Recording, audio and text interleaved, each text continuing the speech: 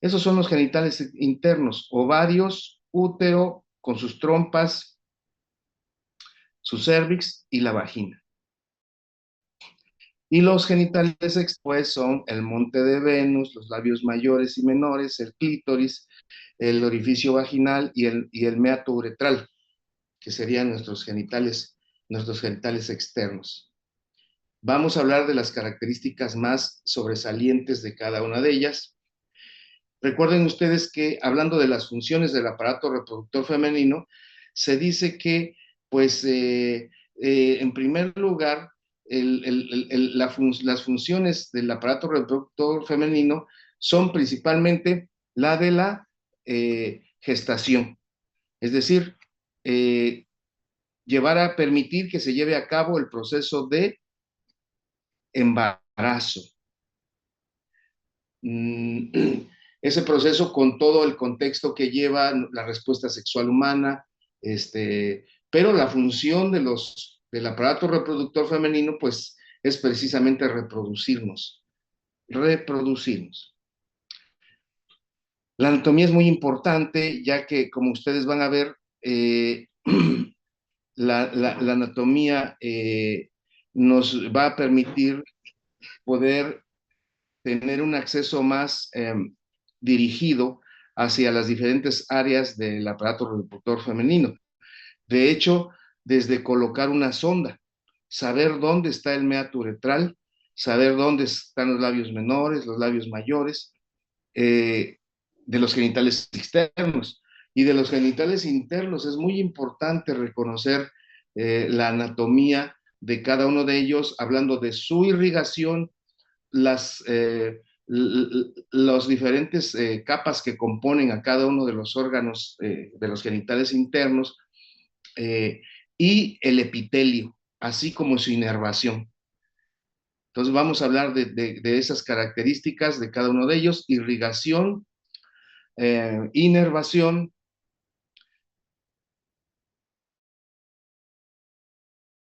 epitelio, de cada uno de ellos. Es muy importante porque ya veremos que, por ejemplo, el conocer adecuadamente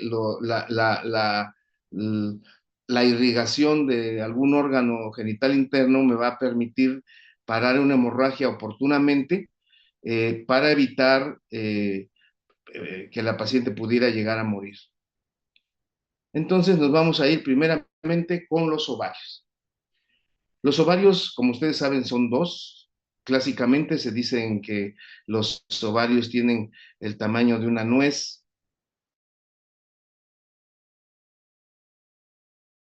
Un ovario derecho y un ovario izquierdo. Se van a encontrar en lo que es la pelvis, en la pelvis materna. Eh, Van a tener unos ligamentos que le van a permitir a este ovario permanecer cercano o próximo al útero y a la parte más importante, que serían las trompas uterinas. Entonces, para que el ovario pueda estar en ese sitio, necesita estar como colgadito, como si fuera en una hamaca, a través de dos ligamentos importantes: infundíbulo pélvico, que es el ligamento que va del ovario hacia la pelvis, hacia la pared lateral de la pelvis, hacia la fosita ovárica. Ahí va hacia la pared de la pelvis, va el ligamento infundíbulo pélvico. Es importante este ligamento infundíbulo pélvico porque ahí entra la irrigación del ovario. Porque si ustedes se ven, el ovario está como colgando ahí. ¿De dónde le llegaría la irrigación? Pues le llega idealmente del natural y anatómicamente, le llega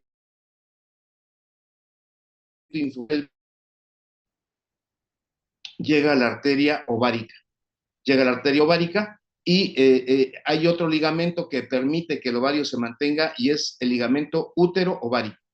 Así es que el ovario tiene dos ligamentos: el infundíbulo pélvico, en su importancia es porque ahí llega la arteria ovárica, y el ligamento útero-ovárico.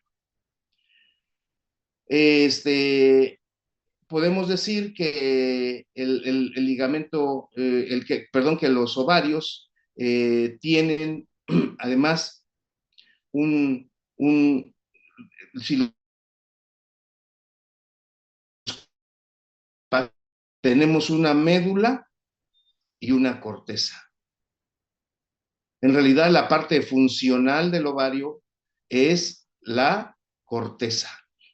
En la médula del ovario, ahí llega el hilio del ovario, ahí están los vasos, al centro del ovario. Pero en la corteza tenemos la capa funcional, donde estarán en desarrollo los folículos principalmente, en la corteza del ovario. Médula y corteza del ovario. El tamaño aproximado de los ovarios el peso aproximado es de 6 a 8 gramos, con un volumen de 36 por 17 por 12 milímetros en cuanto a su tamaño, ¿no? Ese sería el tamaño normal, 36 por 17 por 12 milímetros.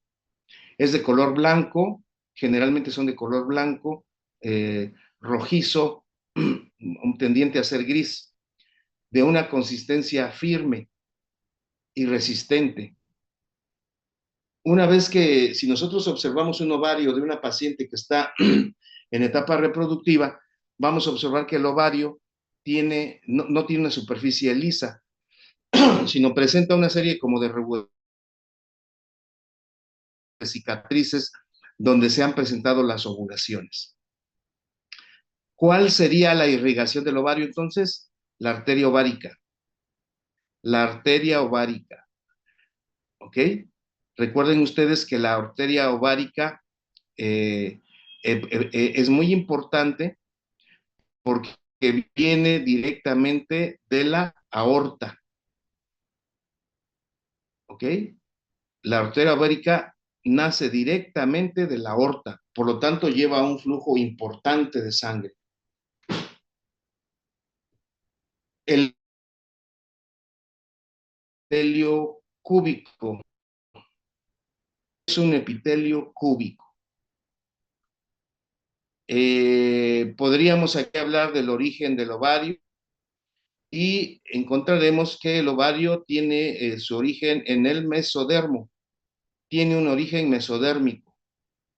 El ovario es de origen mesodérmico y ya vamos a ver un poquito en cuanto veamos embriología, pero ya vimos cuánto mide: 3.6 por 1.7 por 1.2 centímetros en promedio, 6 a 8 gramos, blanco rosado, consistencia firme. Epitelio cilíndrico. El ovario es sumamente importante, de él van a depender muchas cosas en la mujer, ya que pues es la gónada femenina y va a tener una función muy importante en lo que es el ciclo sexual femenino. Por un lado, va a producir las hormonas necesarias para mantener ciclo sexual femenino, estrógenos en la primera mitad y luego progesterona en la segunda mitad del ciclo ovárico. Pero en ese proceso también está incluido la maduración del folículo. Una vez que la mujer llega a la pubertad y presenta su primer menstruación, vamos a tener que cada mes va a iniciar su maduración un folículo, y en ese proceso de maduración se van a producir los estrógenos por parte de las células de la teca interna y la granulosa, que ya las va aquí en el ovario, de hecho en el folículo. Células de la teca interna y la granulosa en el folículo se van a encargar de la producción hormonal principalmente. Hablamos ya de los ligamentos y vamos a hablar un poquito más de la anatomía. Vamos a hablar ahora que veamos eje, hipotálamo, hipófisis, ovario, vamos a hablar de lo que es el ciclo ovárico en cada uno de sus pasos, y muy detalladamente vamos a ver cómo funciona el ovario. Ahorita estamos hablando nada más de anatomía, y de anatomía ya sabemos cuánto mide, cuánto pesa, su origen, su irrigación. Que el ovario tiene en la corteza a los folículos, que una vez que la paciente llega a la pubertad, inicia la maduración folicular a partir de completar su segunda división meiótica. Al iniciar la segunda división meiótica, estos folículos comienzan su maduración y en el proceso de maduración van a producir hormonas.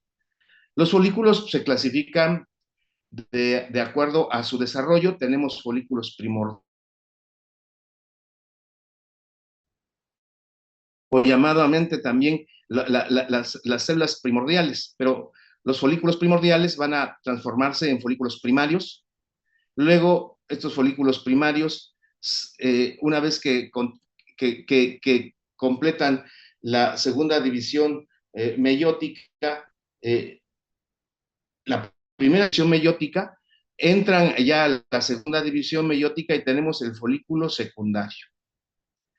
Folículo secundario, también llamados folículo de Graf, folículo maduro, folículo de Graf. Ya vamos a ver esto detalladamente. Pero estos folículos se observan en la corteza del ovario. Una vez que se lleva a cabo la ovulación, el óvulo es expulsado del folículo y nos queda todas las envolturas del folículo, a lo cual se le va a llamar cuerpo lúteo. Cuerpo lúteo. Ya les decía que las arterias la arteria que va a irrigar al ovario, pues es la arteria directa, arteria ovárica. Esta arteria ovárica nos va a dar la arteria tubaria externa, que se anastomosa con la arteria tubaria interna, que es rama de la uterina. Mientras la arteria tubaria interna, que es la que estamos viendo aquí señalada, es rama de la uterina, la arteria ovárica es rama de la aorta.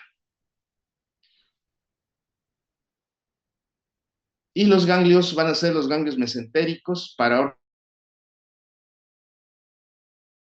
algunas más. Nos vamos ahora a las trompas uterinas. Ya vamos a ver más cosas del ovario. Ahorita estamos viendo generalidades en la anatomía para que sepamos definitivamente qué es las características más generales de cada órgano interno. Las trompas uterinas, que son dependientes pues del útero, embriológicamente las trompas uterinas provienen de unas estructuras embrionarias conocidas como conductos paramesonéfricos o conductos de Müller. Conductos paramesonéfricos o conductos de Müller, situados una a cada lado de los cuernos uterinos. La trompa uterina tiene una longitud de 10 a 12 centímetros, un diámetro de 2 a 4 milímetros, que puede aumentar hasta 8 milímetros en la porción más externa. Es decir, la trompa uterina es un bien llamado oviducto. La trompa también es llamada oviducto, y su función pues va a ser precisamente servir para que por ahí se pueda transportar, por un lado, el espermatozoide cuando va a llegar a la fecundación, y ya después cuando regresa como cigoto para regresar hacia la cavidad uterina e iniciar la implantación. Entonces esa es la función de la trompa uterina, ser un conducto para el paso de espermatozoides y del óvulo y del cigoto. Tiene diferentes diámetros y de acuerdo a la parte de la trompa. Entonces encontramos en la trompa varias partes, lo que son la parte del infundíbulo, bueno, sí, del infundíbulo, que es la parte más ancha, acompañado aquí a la zona de las fimbrias o escobellones que le salen en la porción final,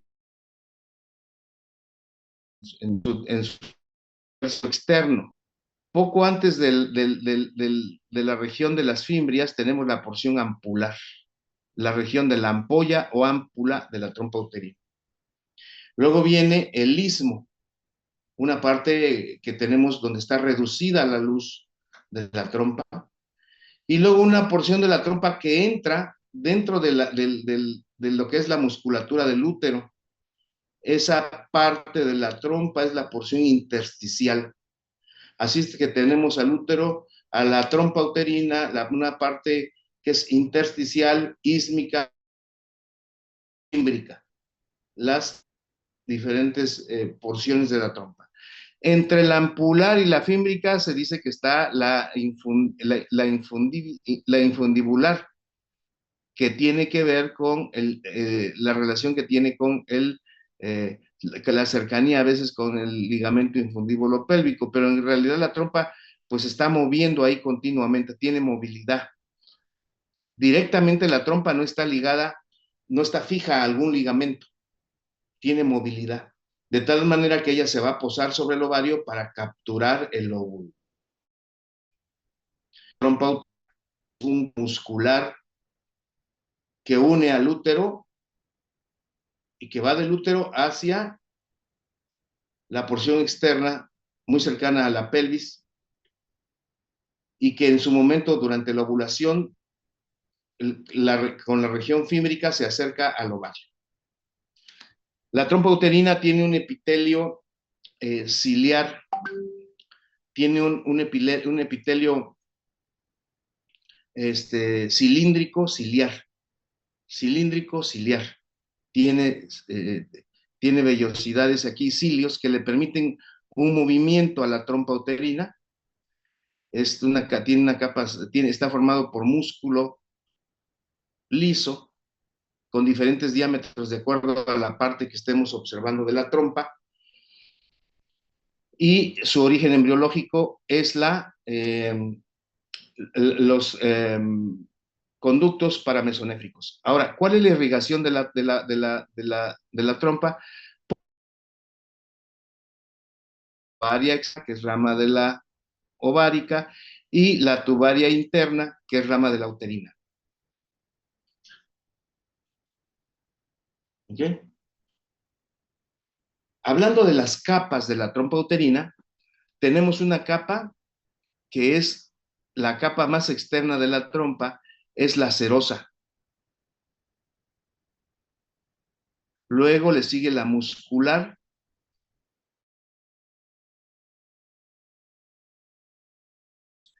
el epitelio cilíndrico ciliado. Ya decía que las arterias ovaria interna, que son ramas de la uterina y ovárica respectivamente, irrigan. Lo mismo sucede con el sistema venoso, reciben el nombre de venas uterováricas. Los linfáticos son provenientes de los troncos uterováricos, de los ganglios uterováricos yuxtaórticos, y los nervios de los plexos periarteriales. Anatomía, entonces, vimos embriología. Ya decíamos que tienen una longitud promedio de 10 a 12 centímetros. La longitud promedio de las trompas. Vimos su función, vimos sus capas, serosa muscular y la mucosa, o sea, donde está el epitelio.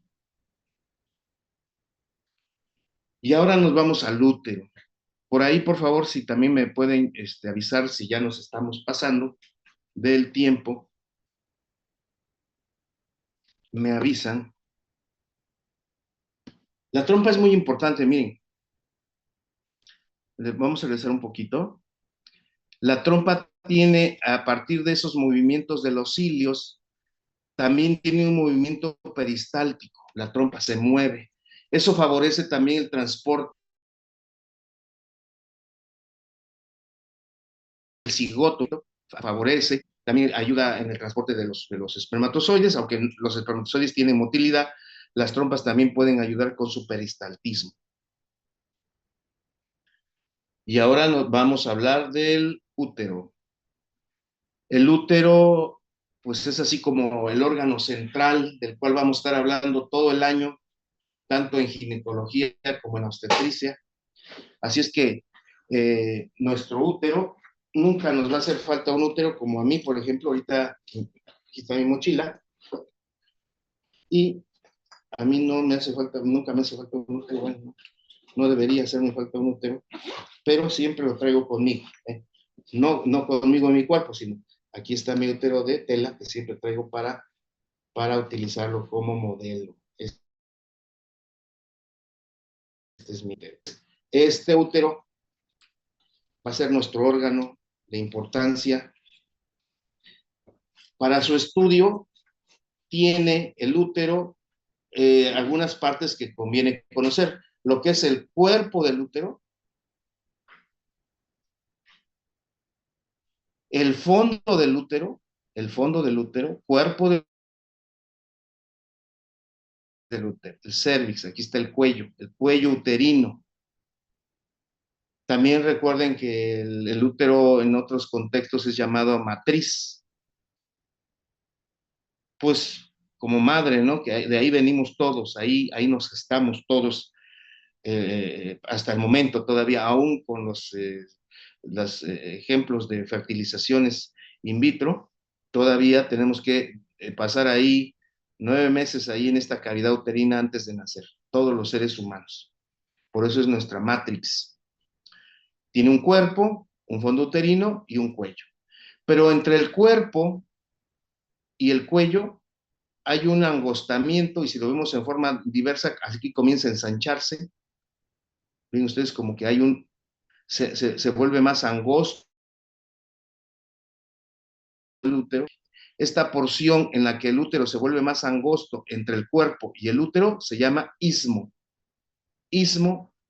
cervical. Aquí está el istmo porque está más reducida esta parte, más angosta, con respecto a la forma piriforme que tiene el útero, de tal manera que el útero pues es un órgano muscular,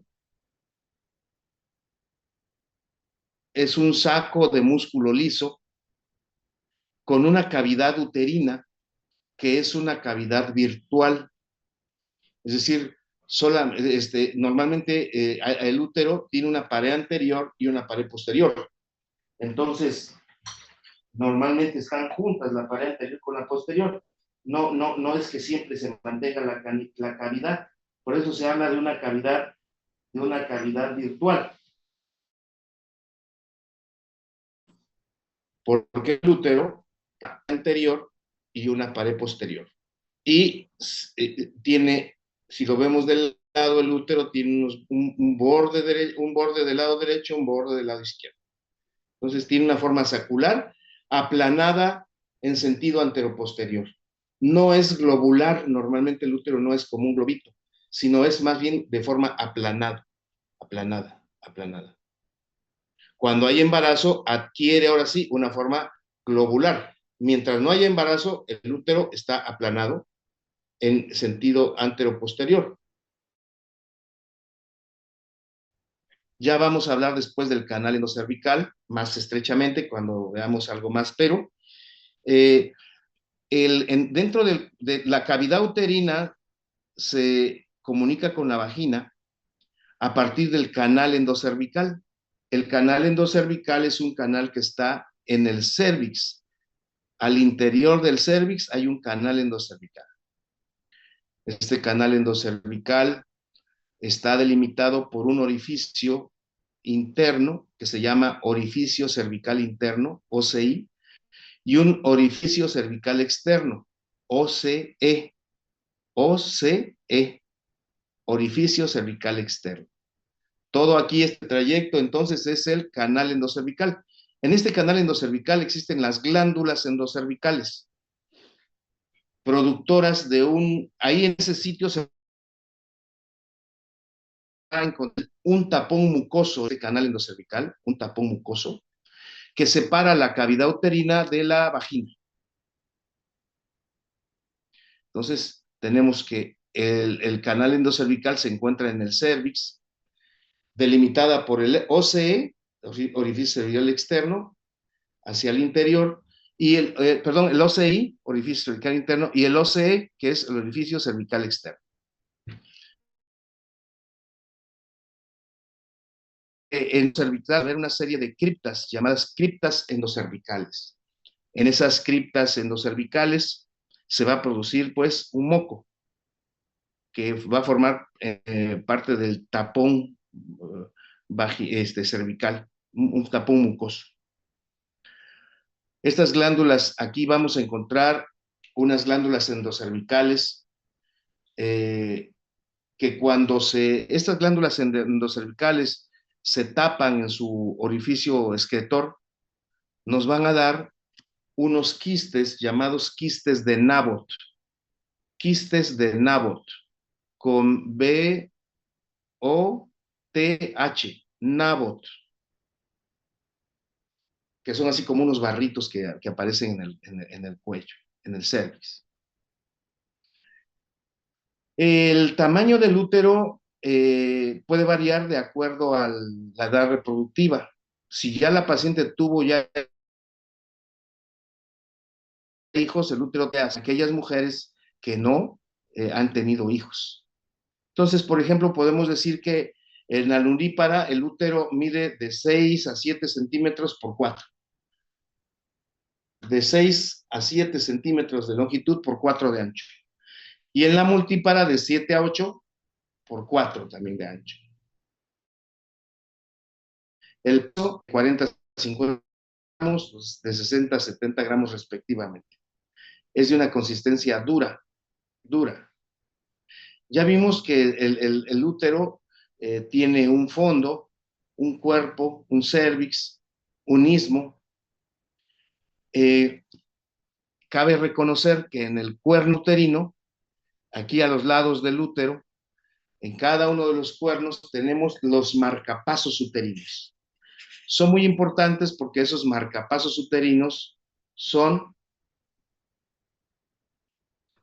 es el sitio donde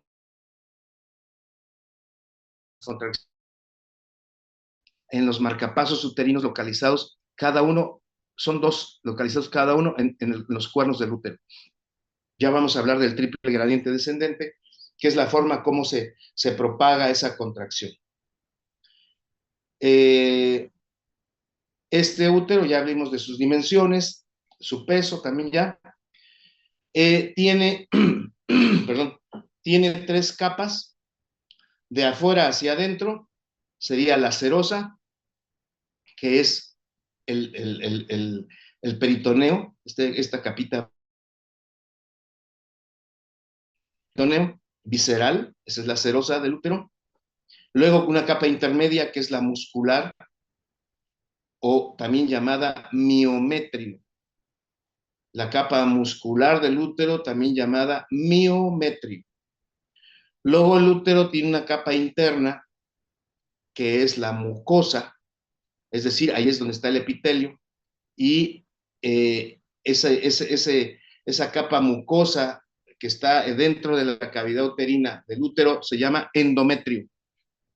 Endometrio es la capa mucosa de adentro, luego la de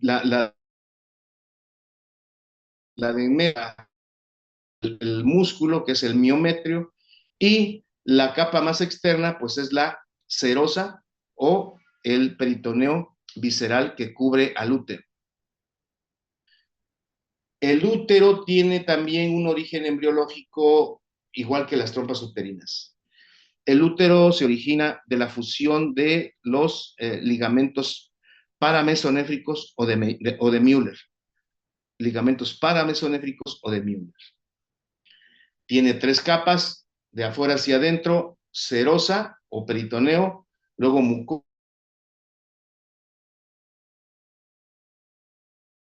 y luego mucosa o endometrio, la cual es la capa del epitelio, la capa funcional de la cavidad uterina, pues es el endometrio, o bien la capa mucosa. Este endometrio que está recubriendo a la cavidad uterina tiene un epitelio cilíndrico. tiene un epitelio cilíndrico, es decir, es un epitelio glandular.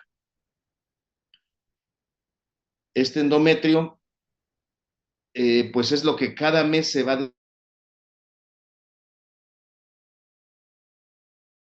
responde a los de la primera mitad del ciclo o fase proliferativa, a partir de estrógenos crece, y luego viene la fase secretora, donde se llena se hincha, se llena de agua, las glándulas se llenan de agua, las venas se vuelven tortuosas, y finalmente cuando se desprende el endometrio, que es la fase menstrual.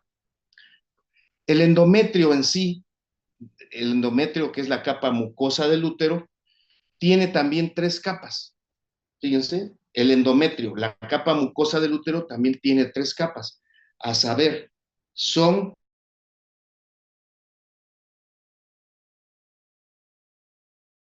la capa compacta y la esponjosa. Tres capas. Durante la menstruación se cae la compacta y la esponjosa, quedándonos la capa basal como sustrato para las siguientes capas que se van a descamar en cada menstruación. Eh,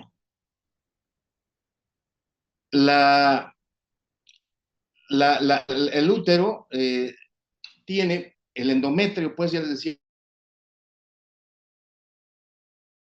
eh, perdón, cilíndrico glandular, y ese es el epitelio del útero, o sea, el epitelio del endometrio, es cilíndrico glandular. El útero está irrigado por la arteria uterina y por la arteria ovárica, teniendo una serie de anastomosis con otras arterias o llamadas también red. El útero puede recibir sangre de otras arterias en una llamada circulación colateral, pero las principales arterias que nutren al útero son la arteria tubaria externa, que se anastomosa con la tubaria interna, pero esta tubaria interna, perdón, es proveniente de la ovárica, y la ovárica directamente de la aorta. Entonces, las arterias uterinas entran para nutrir al útero desde las porciones laterales de la pelvis, casi a nivel del istmo, entra la arteria uterina de cada uno de los lados y va a recorrer en todo su trayecto al útero. Sin embargo, una vez que llega a la arteria uterina, va a dar un llamado callado de la uterina, donde asciende la uterina y entonces nos da el callado de la arteria uterina.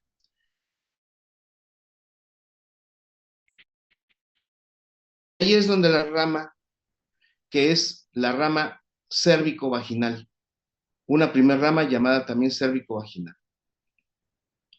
Luego nos da la arteria del cuerpo del útero, luego una arteria del fondo del útero, y así terminaríamos con la parte de la irrigación de la arteria uterina. Pero el útero también recibe irrigación de la arteria ovárica a partir de, como ya decíamos, de la tubaria externa, que es rama de la ovárica, y que se anastomosa con la tubaria interna. De relaciones anatómicas, es muy importante que nosotros recordemos cuáles son las relaciones anatómicas del útero. Hacia adelante del útero tenemos a la vejiga y hacia atrás del útero tenemos al recto. Estas tres estructuras, vejiga, útero y recto, están dentro de una cavidad llamada cavidad pélvica, la que vamos a conocer poco a poco. Así vamos a ir viéndolas poco a poco. Pero, ¿de dónde viene la arteria hipogástrica?